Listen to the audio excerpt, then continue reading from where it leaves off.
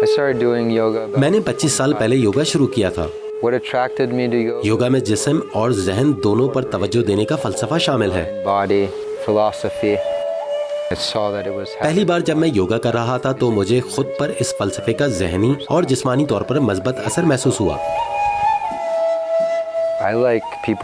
मैं चाहता हूँ कि दूसरे भी सुकून, चैन और ज़हनी तौर पर हल्का महसूस करें।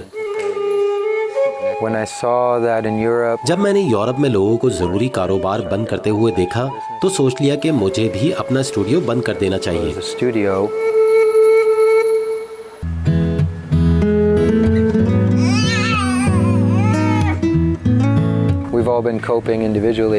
हम सब अपने छोटे छोटे खानदानों के साथ मिलकर इस सूरत हाल से निमटने की कोशिश में हैं।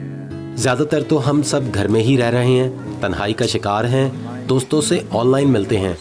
मैं अपनी टीचिंग और अपना कारोबार बंद नहीं करना चाहता था। लोग मेरी क्लास में आकर एंजॉय करते थे और मैं उनसे ये छीनना नहीं चाहता था। सो मैंने हर रोज़ ऑनलाइन क्लासेस जारी रखने का फैसला किया, क्योंकि अब लोग ज़्यादातर खौफज़दा हैं और ये वक्त की ज़रूरत भी है। It's a time of need.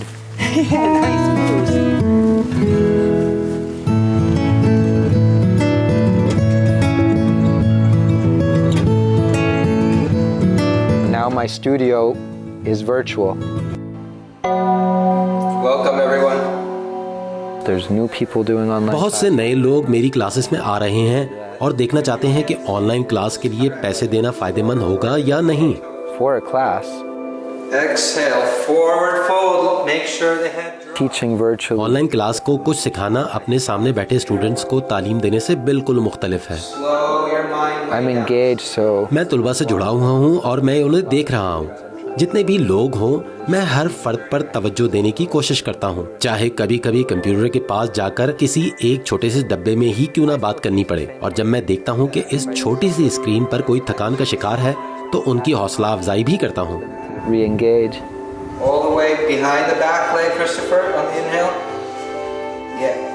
I think this technology. मेरा ख्याल है कि इस किस्म की टेक्नोलॉजी सिर्फ फिटनेस क्लासेस के लिए ही नहीं बल्कि दीगर तमाम कारोबारों और इंडस्ट्रीज के लिए भी फायदेमंद है, क्योंकि आप कहीं भी जाए बगैर बहुत मजबूत किस्म का तजर्बा हासिल कर सकते हैं। जब कोरोना की वबा गुजर जाएगी तब भी मेरे बहुत से स्टूडेंट जो इस शहर में नहीं रहते वो मेरी क्लासेस नहीं आ सकेंगे, लेकिन अगर मैं ऑनलाइन इसे जारी रखूंगा तो बहुत से लोग फ़ायदा उठा सकते हैं। मैं अपने लिए भी इसे जारी रखना चाहता हूं, क्योंकि मुझे उन लोगों को सिखाना अच्छा लगता है जो मेरे सामने मौजूद नहीं है।